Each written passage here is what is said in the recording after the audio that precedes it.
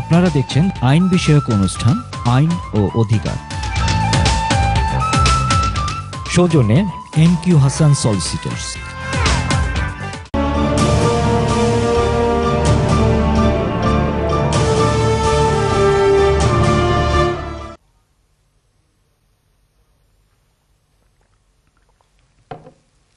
সুপ্রিয় দর্শক, শুভেচ্ছা আরেকবার।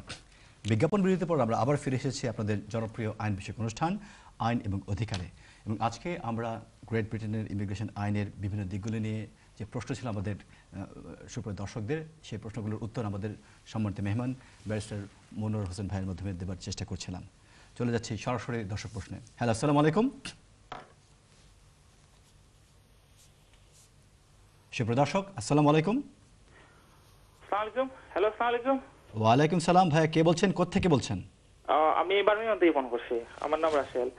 আমার একটা প্রশ্ন আছিল, যেটা আমার আম্মা সদস্য 2011 তাই আইছিলাম মার্চও ভিজিট ভিসা, আমি তাদের স্পন্সর করছিলাম। সো এরপরে 2011 জুনত আমরা কি ইনডেফিনিট লিভ টু রিমেইনের লাগে আমরা অ্যাপ্লাই করছিলাম হোম অফিসও। 2012 জুনে? জি, 2012 জুনে অ্যাপ্লাই করছিলাম। জি না, 2011 জুন। জি না না, আপনি তো 11 মার্চও ভিজিট ভিসা আছে, 6 মান্থের ভিজিট ভিসা। এক্স্যাক্টলি। 2000 জুনের 11 জুন অ্যাপ্লাই করছিলাম আইএলআর লাগে, বাট হোম অফিসে রিফিউজ করছে। এরপরে আমরা মানে অ্যাপিল করছিলাম, অ্যাপিল করার পরে কোর্টে গিয়া উইন করছে আর কি কেস। তো তান্ডে ইনডেফিনিট লিভ টু রিমেইন দিছে আর কি। কনগ্রাচুলেশনস। তো তান্ডে যেটা দিছে 2012 মার্চও দিছে আর কি, তান্ডে ইনডেফিনিট লিভ টু রিমেইন। আচ্ছা এখন আচ্ছা ভাই সাহেব, একটু বক্কা আপনি কইলেন যে 2012 জুনে আপনি আইএলআর অ্যাপ্লাই করছিলেন, তারপর অ্যাপিল করছিলেন। তো হোম অফিস আপনাকে কিভাবে 2012 এর মার্চে পারমিশন দেয়? বিকজ কোর্টে অ্যাপিল করছি, এরপরে তো একটু ডিলে হইছে, তারা গেছে ফাটাই লইছে, ওটা করতে করতে করতে তারা বাদে দিছে। না না, আমি জিজ্ঞেস করছি যে ওনাকে ইনডেফিনিট লিভটা কোন বছর স্পেসিফিকলি দেওয়া হয়েছে, কোন বছরে? ওনারে দেওয়া হইছে স্পেসিফিকলি দেওয়া হইছে 2012 এর মার্চও। ও জি, ওকে। আর আমরা কিন্তু হোম অফিসে অ্যাপ্লাই করছিলাম 2011 এর জন্য, তারা রিফিউজ করছে। এরপরে কোর্টে গেছি, এরপরে ওটা প্রসেসিং করতে করতে অলমোস্ট 1 ইয়ার গেছে গিয়া। জি, কোকা কেন জি। ওকে, এখন কথা হইছে তাই কোনো বেনিফিট বা কিছু ক্লেম করে না, তাই আমার কমপ্লিটলি মানে financially dependent last all the 4 years আর কি। এখন আমার সার্কামস্ট্যান্স চেঞ্জ হইছে, বিকজ আমার উপরে আরো 3 জন ডিপেন্ডেন্ট এখন আছে নাকি এর বাদে আর কি। তাই হওয়ার পরে আমার আরো 2টা বাচ্চা হইছে। এখন আমার কোয়েশ্চন হইছে একটা যে এখন তাই কোনো বেনিফিট বা পেনশন যদি কিছু ক্লেম করতে পারবা নি, নাম্বার 1। আর যদি পারোই না তে কোন সময় করতে পারবা, যে এটা কিতা কেউ কেউ 5 বছর বাদে, তো 5 বছর বাদে এটা কিতা কাউন্ট হইব নি যে সময় তাই এন্টার করছো ইন দেশ 2011 মার্চর তাকি না, যে সময় আমি আন্ডারটেকিং সাইন করছি 2011 জুন না, যে সময় তান্ডে 2012 জিও দিছে ও ইনডেফিনিট লিভ টু রিমেইন দিছে, ওই সময় তাই 5 বছর বা ওখান তাই কিছু ক্লেম করতে পার মানে যেহেতু আমার ইনকাম বা আমার সার্কামস্ট্যান্স চেঞ্জ হইছে। ওটা কি আমার কোয়েশ্চন। ধন্যবাদ, খুব সুন্দর মূল্যবান প্রশ্ন জিজ্ঞেস করেছেন আপনি। এরকম আমাদের হাজার হাজার দর্শক রয়েছেন যাদেরকে এই উত্তরটা সাহায্য করবে। চলে যাচ্ছি এই প্রশ্নের উত্তর জানার জন্য সম্মানিত মেহমানের কাছে। জি, থ্যাংক ইউ। এখানে যে 5 ইয়ার্সের টাইমটা উনি কাউন্ট ওর যেটা বলেছেন সেটা হচ্ছে উনি যে সময় ইনডেফিনিট লিভ টু রিমেইনের জন্য অ্যাপ্লিকেশন করছেন, উনি নিশ্চয় ওল্ড রুলে যখন সেই আন্ডার রুলে সেটা ইন কান্ট্রি সুইচিং অ্যালাউড ছিল প্যারেন্ট ভিজিটার এসে। তো কাজে ওই পুরনো রুলে যেটা করছেন সেখানে উনি আন্ডারটেকিং দিয়ে থাকলে সেই আন্ডারটেকিংটা হবে যখন অ্যাপ্লিকেশন করার সময় যে আন্ডারটেকিংটা দিয়েছেন তখন তো সেটা অবভিয়াসলি কাউন্ট হবে, regardless of when the appeal was allowed, when the indefinite leave to remain is grounded or not. কিন্তু ওই সময় থেকে এটা কাউন্ট হবে। তো ওনার একটা ওয়ে আউট হচ্ছে, সে হচ্ছে ওনার mother I think is approaching 5 years almost, কারণ 2011 মার্চে যদি এসে থাকেন তাহলে আগামী বছর মার্চে উনি ব্রিটিশ সিটিজেনশিপের জন্য কোয়ালিফাই করবেন। ঠিক আছে, দেন এইগুলি সবগুলো প্রসিডিউর মধ্যে পড়েন না। অ্যাট দ্য মোমেন্ট উনি পারবেন না। অ্যাট দ্য মোমেন্ট কথা হচ্ছে উনি যেহেতু একটা কন্ডিশনের মধ্যে ওনাকে দিয়ে দিচ্ছে, তবে উনি ইনকোয়ারি করতে পারেন, উনি বেনিফিট অফিসে গিয়ে ইনকোয়ারি করতে পারেন। বেনিফিট অফিসে অনেক সময় তারা হোম অফিসে ইনকোয়ারি করে, তারা বলতে পারে। তো কাজে অনেক সময় পেনশনের বয়স হয়ে গেলে তখন পেনশনের ওটা কোনো কোনো সময় তারা দেয়, এটাতে তারা অনেক সময় ডিসক্রিপশন এক্সারসাইজ করে। বাট কন্ডিশনটা হচ্ছে no request to public funds, উনি আন্ডারটেকিং দিয়েছেন। এখন পুরনো সিস্টেমের যে আবার আন্ডারটেকিংটা আর নতুন যে সিস্টেমের যে আন্ডারটেকিংয়ের মধ্যে কিছুটা আবার ডিফারেন্সও আছে, বুঝছেন? কাজে এটা উনি সবচেয়ে বেস্ট হবে বেনিফিট অফিসে যদি একটা অ্যাপ্লিকেশন করেন, যদি কোনো বেনিফিট চান, তাহলে ওরাই বলে দেবে, হোম অফিসের সাথে কন্ট্যাক্ট করবে, তারাই কোয়ালিফাই করবে কি করবে না। আর তাছাড়া ওনার মায়ের যখন ইনডেফিনিট লিভ টু রিমেইন দেওয়া হয়েছিল তখন এছাড়া অ্যাকম্পেনিং লেটার আছে, সেই অ্যাকম্পেনিং লেটারে কি বলছে এটা একটা ইম্পর্টেন্ট বেনিফিট অফিসে কিন্তু ওটাই সেকেন্ড অথবা থার্ড পেজে মেনশন করার কথা ওখানে। হ্যাঁ, ওটা স্পেসিফাই করা আছে কিন্তু সেখানের মধ্যে উনি কি কোয়ালিফাই করবেন কি কোয়ালিফাই করবেন না, সেটা যদি কোয়ালিফাই না করেন দেন ফুল স্টপ। তারপরও কোনো কোনো বেনিফিট উনি হয়তো পেতে পারেন লিমিটেড সেন্সে, সেটা এই আপ টু দ্য হেজামার্সি। জি জি, থ্যাংক ইউ। আর ওনার যে সার্কামস্টান্সেস চেঞ্জ হয়েছে এটাও তখন ব্যাখ্যা দিয়ে দিলে ভালো হবে ওই বেনিফিট এজেন্সিকে। ধন্যবাদ, খুব সুন্দর করে আপনি উত্তর দিয়ে দিয়েছেন। আশা করি আপনি আপনার প্রশ্নের উত্তরটি পেয়ে গিয়েছেন। চলে যাচ্ছি পরবর্তী দর্শক প্রশ্নে। হ্যালো, আসসালামু আলাইকুম। দর্শক আসসালামু আলাইকুম। ভাইয়া, আমি 2006 এর এপ্রিলে আসছি দেশে। কোন ক্যাটাগরিতে এসেছেন? আমি অ্যাজ এ স্টুডেন্ট আসছি। জি। তো আসার পর আমার লাস্ট আমি ভিসা এক্সটেনশনের জন্য জমা দিয়েছি অ্যাফলারোতে। আমি এমবিএ করতে নিয়েছিলাম, আমার ভিসা শেষ হয়ে গেছে, কিন্তু এমবিএ এর পরীক্ষাটা আমার আরো 2 মাস পরে। তো ওদের কাছে আমি জিজ্ঞাসা করছি যে অ্যাফলারো চাইছি যে আর 6 মান্থের জন্য, তো ওরা রিফিউজ করছে।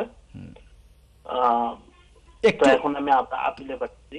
আমি একটু আপনাকে সাহায্য করছি ভাইয়া, আপনি কিন্তু মিস করে ফেলছেন। আপনি বলছেন 2006 এর এপ্রিল আপনি এসেছেন, মাঝখানে যে যে যে ঘটনাগুলো বলেন মিস করে গিয়েছেন আপনি। আপনি আমাদেরকে ডেট মান্থ স্পেসিফিকলি বলে যে তারপর আপনি বলুন আপনার লাস্টের যে ভিসার মেয়াদ এটা কবে শেষ হয়েছে?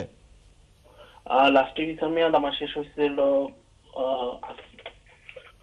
2014 এর নভেম্বরে। এবং এই ভিসার মেয়াদ পার হয়ে যাওয়ার আগে আপনি অ্যাপ্লাই করেছিলেন? হ্যাঁ, এই ভিসা শেষ হওয়ার আগে আমি অ্যাপ্লাই করেছিলাম। এবং সেই অ্যাপ্লিকেশনটা আপনি করেছিলেন এফএলআর ওতে? জি। জি, এখন বলুন প্রশ্ন কি? তো অ্যাপ্লাই তো রিফিউজ করছে, তো আমি এখন আপিল করছি। জি। তো আমার এখানে প্রায় 9 বছর মতো হয়ে যেতেছে, আর আমার একটা 6 বছরের বাচ্চা আছে। জি। তো আমি কি আপনার যদি 10 ইয়ার্স কন্টিনিউ না করতে পারি, তাহলে কি আমি আমার বাচ্চার 7 বছরের ইয়াটা আমি পাবো কিনা? জি, তাহলে আপনার 10 ইয়ার্স কমপ্লিট হবে আপনার 2016 এ গিয়ে, তাই না? 16 এপ্রিলে গিয়ে। আমরা এখন 15 আপনার এই অ্যাপিলটা পেন্ডিং এখন ট্রাইব্যুনালের কাছে। আর আপনার ছেলে বয়স এখন 6 বছর। আপনার ছেলে ডেট অফ বার্থ কি? আমার ডেট অফ বার্থ হলো আপনার না, আপনার ছেলের, আপনার বাচ্চার। আমার বাচ্চার ডেট অফ বার্থ হলো আপনার সে মেতে, আপনার নেক্সট ইয়ার মেতে সে 7 বছর হবে। আচ্ছা, ঠিক আছে, ধন্যবাদ।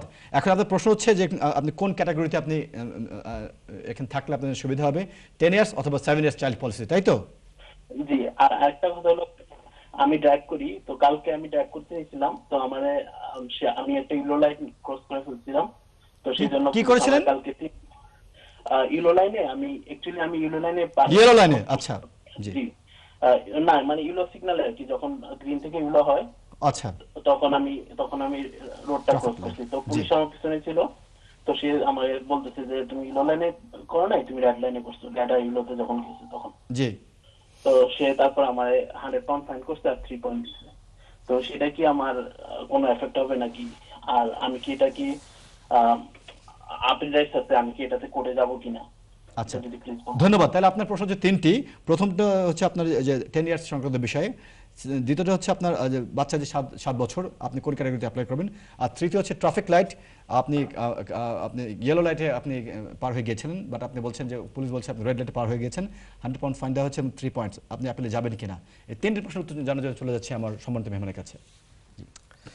Thank you. উনি অনেকগুলো প্রশ্ন করেছেন যেগুলো খুব ইম্পর্টেন্ট বলা চলে এবং জটিলও বলা চলে। না, আমি পেয়েছি। প্রথমটা হচ্ছে উনি 10 ইয়ার্স উনি অ্যাপ্রোচ করছেন আগামী মেতে, এপ্রিলে, কিন্তু উনি এফএলআর ওতে আপিলে আছেন। অবভিয়াসলি ওনার যে আপিলের সময় যে টাইমটা সেকশন 3C আন্ডারে ইট উইল বি কন্টিনিউড, সেটা কাউন্টেড টুয়ার্ডস 10 ইয়ার্স। কিন্তু এর আগে যদি ওনার টাইমটা শেষ হয়ে যায় তখন বিশাল একটা গ্যাপ হয়ে যাবে। তখন আমার সাজেশনটা এই সময়ে আমি যেটা বলতে চাই, এটা আগেও একটা প্রোগ্রামে বলছিলাম আমরা এখানে, সেটা হচ্ছে যে ওনার যদি দেখা যায় ওনার আপিলটা শেষ হয়ে যদি ওনার 2-3 মাস বাকি আছে, দেখা যায় বিরাট গ্যাপ হয়ে যাচ্ছে, তাহলে 10 ইয়ার্সটা ওনাকে সবচেয়ে বেশি স্ট্রিক্টলি ধরতে হবে অ্যাচিভ করার জন্য। সেগুলো করতে হলে এমন একটা অ্যাপ্লিকেশন করতে হবে যেটা দিয়ে শিওর সাকসেস হবে। ওয়ার্ক পারমিট হোক, পিএইচডি হোক, যেটাই হোক, জেনুইনলি যেটাই করেন উনি এমন একটা সুইচিং অ্যাপ্লিকেশন করবেন যেটা দিয়ে ওনার টাইমটা যেন ওনাকে অ্যালাউ করে, তাহলে ওনার ওই গ্যাপটা আর ধরবে না, পরে যে একটা গ্যাপ হয়ে যাবে, প্রোভাইডেড হি অ্যাপ্লাইজ উইদিন 28 days। এবং আরও একটা বিষয় হচ্ছে আমার মনে হচ্ছে আগামী কিছুদিন পরে বোধহয় একটা 20 এপ্রিল থেকে একটা সিস্টেম আসছে বোধহয়, যে 28 দিন পর্যন্ত টাইমটাকে লফুল, আরও বর্তমান যে লফুল আছে সেটাকে আরও ভালোভাবে ধরা হবে। কাজে এটা একটা মজার ব্যাপার আছে, ওনার জন্য গুড নিউজও হতে পারে। তবে চাইল্ডের যে 7 ইয়ার্স সেটা অ্যাট দ্য মোমেন্ট আমরা কিন্তু এইসব চিলড্রেন অ্যাপ্লিকেশনের ব্যাপারে খুব একটা হেল্পফুল না, মানে হোপফুল না, কারণ স্টেটওয়ে এইসব অ্যাপ্লিকেশনগুলো রিফিউজ করে দিচ্ছে। কারণ তারা বলে আমরা বাবা মাকে যখন দিই, কাজে বাবা মাকে যখন দিই, বাবা মার সাথে ছেলে বাচ্চার ফিউচার যেহেতু বাবা মার সাথে আছে, বাবা মার সাথে সে যাবে, এবং আমরা এটা তাকে আমরা রিফিউজ করব, মানে ফ্রি স্ট্যান্ডিং না, ফ্রি স্ট্যান্ডিং না, এটা হচ্ছে ডিফিকাল্টিস। কাজে কেউ কেউ অ্যাপ্লিকেশন করে দেন, কিন্তু এটা সাকসেসফুল হওয়ার রেটটা এখন কমে গেছে। বাট তারপর দেখে থাকলে কিন্তু देयर ইজ আ পসিবিলিটি, হ্যাঁ, বাট যদি ওনার কোনো ওয়ে আউট না থাকে, তবে আমি মনে করি উনি প্রেফারেন্স দিতে হবে 10 ইয়ার্সটাকে, ওটাকে করার জন্য, ওখানে কোনো ছাড় দেওয়া যাবে না। ওটা যদি ফেল করে দেন 7 ইয়ার্স চাইল্ড। আরেকটা হচ্ছে উনি ওই যে ট্রাফিক এটা বলছেন, হ্যাঁ, সেটার মধ্যে এটা ট্রিকি ব্যাপার আছে। সেখানে হচ্ছে যে কোনো ধরনের ফাইন যদি আউটসাইড কোর্ট সেটেল হয়ে যায়, normally that don't take into account, কিন্তু সেটা যদি ক্রিমিনাল রেকর্ডের মধ্যে পড়ে দেখা যায়, তখন ওনার ইনডিফিনিট লিভ টু রিমেইনটা পিছিয়ে হয়ে যেতে পারে। বাট সার্কামস্টান্সেসটা হয়তো সব কিছু উইল টেক ইনটু অ্যাকাউন্ট। আর উনি যদি মনে করেন না উনি অপরাধী না, উনি ইয়েলো লাইনের মধ্যে ছিলেন, অ্যাম্বার লাইটের মধ্যে ছিলেন, তাহলে he can defend himself, he can take advice and he can go to court and he can fight, he can defend himself. কারণ উনি যদি মনে করেন যে উনি রং করেন নাই, তাহলে উনি ডিফেন্ড করতে পারেন। এক্ষেত্রে একটু ট্রিকি ভাইয়া, আমি আপনার সাথে আলোচনা করছি মিস্টার মনোয়ার হোসেন। যেহেতু উনি বলছেন ইয়েলো লাইটে উনি চলে গেছেন, we don't know yellow light থেকে যখন পুলিশ ওনাকে ফলো করছিলেন, ইতিমধ্যে তখন রেড লাইট চলে এসছে কিনা উনি দেখেছিলেন yellow light, but the moment he was in the middle of the road, red light, I don't know. সুতরাং উই ডোন্ট নো, এবং এই ধরনের যদি ক্রিটিক্যাল সিচুয়েশন থাকলে উনি যদি কোর্টে গিয়ে ফেসে যাবেন, তখন আমও যাবে, ছালাও যাবে। ওয়েল, এখন কথা হচ্ছে আমাদের অন প্রিন্সিপাল আমরা যেটা বলি সেটা হচ্ছে if you're innocent, you should not feel guilty. Exactly. And if you're guilty, but if you don't feel guilty. Exactly. But if there is any doubt, he can get the benefit of doubt. সেক্ষেত্রে ধরেন criminal কেসগুলো সেইভাবেই conduct হয়ে থাকে, you never know, but he should take some legal advice from experts and then he can proceed on to the next step, appeal করবেন কিনা। আমি যেটা বলছিলাম এটাও ভালো, কারণ যদি এটা রেকর্ডেই চলে যায় এবং কোর্ট থেকে যদি ওনার ফাইনটা হয়ে যায়, তাহলে তখন উনি ওখানে আরো সমস্যা হয়ে যাবে বেশি। সেটা কোয়াইট কারেক্ট। তো কাজে ওনাকে খুব টেকনিক্যাল সিচুয়েশনের মধ্যে উনি পড়ে গেছেন, নো ডাউট। জি, ধন্যবাদ, খুব সুন্দর করে উত্তর দিয়ে দিয়েছেন। আশা করি আপনার প্রশ্ন উত্তরটি পেয়ে গেছেন। চলে যাচ্ছি পরবর্তী দর্শক প্রশ্নে। হ্যালো, আসসালামু আলাইকুম। সুপ্রিয় দর্শক, আসসালামু আলাইকুম। আমরা এই দর্শককে হারিয়ে ফেলেছি। চলে যাচ্ছি পরবর্তী দর্শক প্রশ্নে। হ্যালো, আসসালামু আলাইকুম। সুপ্রিয় দর্শক, আমরা এই দর্শককে হারিয়ে ফেলেছি। তো আপনি যে বিষয়টি আলোচনা করেছিলেন একটু আগে, রেড লাইটের কথা বলেছিলেন, আমি একটু এর সাথে অ্যাড করছি। ইয়েলো লাইটের কথা উনি বলেছিলেন। আমি যেটা বলেছিলাম যে যদি উনি অতিক্রম করার সময় যে ব্যারিয়ারটা উনি যখন মাঝখানে রয়ে গেছেন, সেই মুহূর্তে যদি পুলিশ ফলো করে গিয়ে দেখে যে উনি রেড লাইটে আছেন, এটাকে দেন হিল বি ইন প্রবলেম। তো সুতরাং সেক্ষেত্রে আমার সম্মানিত মেম্বার খুব সুন্দর করে বলে দিয়েছেন, যদি মনে করেন যে yes you are the offender, you shouldn't say anything else, just surrender এবং accept the points before it goes before the court. তো আশা করি আপনার প্রশ্নের উত্তর পেয়ে গেছেন, এবং আলোচনা করতে করতে আমাদেরকে আবার একটি ছোট্ট বিজ্ঞাপন বিরতির সময়ের দিকে আমাদের এগিয়ে যেতে হচ্ছে। তো সুপ্রিয় দর্শক, আলোচনার পর্যায়ে আমাদের একটি ছোট বিজ্ঞাপন বিরতিতে এখন চলে যেতে হবে। তবে আপনারা হতাশ হবেন না, বিজ্ঞাপন বিরতির পর আমরা আবার ফিরে আসছি আপনাদের পাশে। ততক্ষণ পর্যন্ত আপনারা আমাদের সাথেই থাকুন। ধন্যবাদ।